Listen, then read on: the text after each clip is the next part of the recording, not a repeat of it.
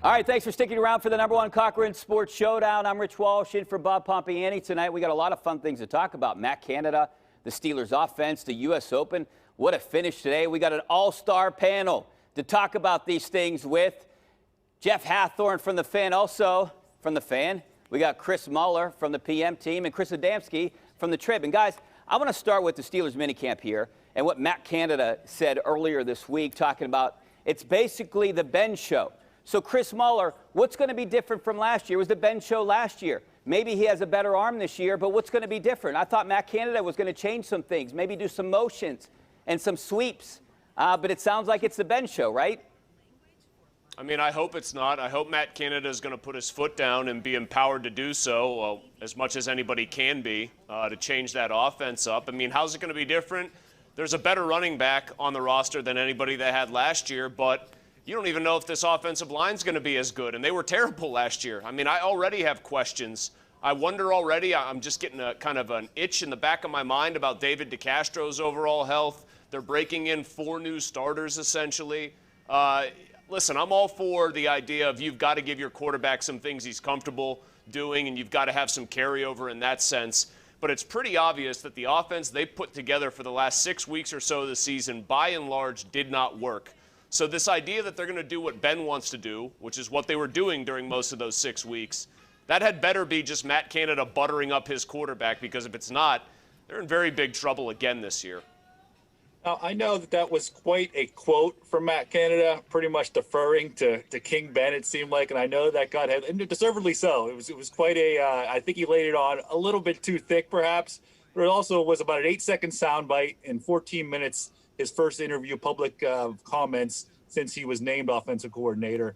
Look, you know, he knows where his bread's buttered here. He needs Ben to be good. He needs Ben to be on board. Okay, we know Ben, his personality-wise, maybe needs some of this. He had to say those things that Ben has to be on board. It didn't necessarily say we're going to run the same offense that we've ran in the past. It's not necessarily what he said. He just said we want to do what Ben wants to do. And yes, okay, if he would have said, I don't care what Ben says, we're doing what we want to do, that would also get headlines. And it would have been probably imploded a lot worse, at least especially internally. So they can let it go. I don't think that people are taking this, running this with, they're going to do the same offense they did late last season. No, they have different personnel now. Ben is not dumb. Ben knows if the personnel is different, or if things are happening differently, if Najee Harris is good, whatever it might be, the offensive line's different.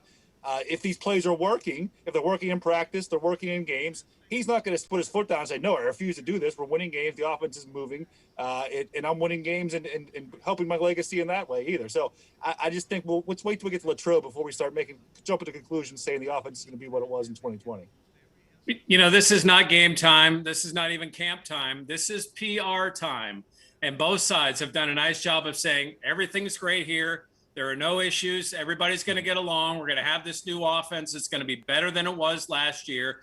And it could be. I mean, if Najee Harris does prove to be that runner and the line proves to be better at run blocking and they can have more success, I think they will have a better team overall over the course of a season. I don't buy into too much of what is said this time of year. I will say this, though. I think there is some consistency between what both sides said here. Roethlisberger said that he has already talked to Matt Canada and that a few plays that he didn't like are already out of the playbook. I think that's good give and take between the sides. I think there will also be times where there'll be plays that he doesn't like that will stick into the playbook. But at this point in time, you know, you're not anywhere near a game plan. I think it's smart for both sides to give and take a little bit, and I think that's what you're saying. So, Chris Adamski, I want to ask you, from what you said here, you know, do fans like the 5-yard outs? Ben, I think, likes to throw the ball around the yard. Is he going to bring Najee Harris into the run game? Are they going to see to run the ball more? That's what I think fans are concerned about. There was a lack of running game last year, and now if it's Ben's show again, will there be a lack of running game this year? Yeah, listen. Everybody saw last year. We could say it was Ben that was calling the plays or ignoring the offense or putting his foot down and telling Coach Randy what to do. That's all well and good, but they couldn't run the ball, okay? And they were having trouble throwing the ball downfield, okay? The offense stunk down the stretch. I get that, but they didn't have much of a choice. That's what was working best for them. It worked in the middle of the season. That was working really well. That's when they went on their little winning streak against those good teams, the Titans and the Browns. That offense, people were lauding that offense. that it was what was working. The Steelers were scoring points. They were winning games. Remember, they were on that 26-point plus streak for a while there, and it didn't work. Everybody adjusted to them, and they knew it's all they had. But it doesn't necessarily mean, Matt Canada, I know it's one of his first rodeos, his first rodeo being a coordinator in the NFL level. It's not his first rodeo in the game. Ben's smart enough to know these people aren't dumb in their sport. They know what needs to be done to win, and if something is working, they'll work it. Now, will there be some conflict? Yeah, of course there might be some conflict. But, I think that Ben sees that if you can innovate and do some of these different things, and it's working, then everything will be fine. All right, Jeff, let's stick with the Steelers offense here. And we'll talk about the future quarterback now. We talked about Mason Rudolph a couple weeks ago. He's the number 2 guy, maybe the future starter here for the Steelers. But from what I was told, a lot of players and coaches really like Dwayne Haskins. I think for sure this guy makes the team. Now, it's only been football and shorts. We've been over at OTAs and mini camps. What do you think? Well, I'll say this for Dwayne Haskins. He's doing a good job of introducing himself to his teammates and making sure that they know him, they understand him, that he's going to make the most of this second chance. I think he's got first-round talent. I don't think it was just Washington that thought he was, a first-round pick. He obviously struggled there. Part of that may have been what they were doing offensively. I think a bigger part of it was his immaturity, his struggles. He might be able to find something. There's no pressure for him this year.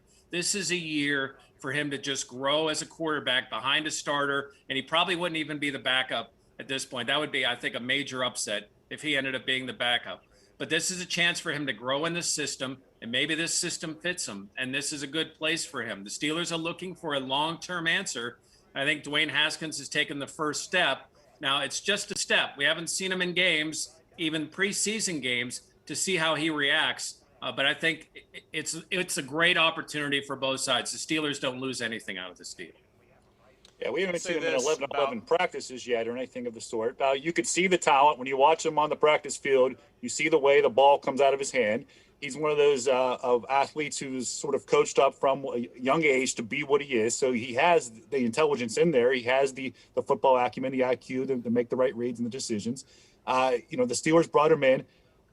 I don't know what he would have to do to kind of not make the team. I guess it's more if he shows something, whether it be something off the field or it's really hard to envision. Why would they bring him in, the Steelers, if they didn't see something? He's still not that far removed from being the first-round pick. I think Josh Dobbs is somebody a lot easier with the new practice squad rules to stash from the practice squad. That's the only caveat on this is they brought back Josh Dobbs again. They keep bringing back Dobbs again. I think it's the third time now they've acquired essentially or signed him or re-signed him, Josh Dobbs. So they like having him around. But with the new practice squad rules, if you really wanted to, you could keep him as the fourth if you wanted to. Rudolph just signed an extension. He's going to be the backup, at least to start the season. But we'll see what happens. Assuming I keep saying Latrobe, it might not be Latrobe, but in training camp, preseason games. But yes, I'd be surprised at this point if he doesn't make the team. But it is, again, the Steelers really like having Josh Dobbs around. Well, by the Steelers, you mean Ben Roethlisberger, who really likes having Josh Dobbs around as a sounding board. Eventually, NASA is going to make a better offer to Josh Dobbs than the Pittsburgh Steelers, and they're going to lose him, despite maybe Ben's protestations. As far as Dwayne Haskins goes, if you were the new kid in town and there were whispers that you had quite a bad reputation in your previous town, and you wanted to amend that, you would do exactly what Haskins is doing right now, which is make himself visible, introducing himself to every teammate, putting it all out there, I wanted to hear him take a little more blame for what went wrong in Washington, but good enough, I guess, in that department based on what he has said about his experiences there. The good thing for Dwayne Haskins is the earliest he would be the intended starter for the Pittsburgh Steelers, in my mind, is probably 2023. And that's probably as much time as he needs to completely wash what happened with the football team away out of his system and sort of acclimate himself to the way the Steelers do business. But if they got gold here, if they struck gold, then they will have once again kind of gone around the usual system for finding a quarterback, and will have done so, if it comes to that, without tanking. All right, guys. Well, we got to take a break, but we're going to continue the Steelers talk when we come back and talk about possible free agents. Is there another Steelers player out there that's not signed yet? We'll go over all the players that are left and all the players that came in. That's coming up next.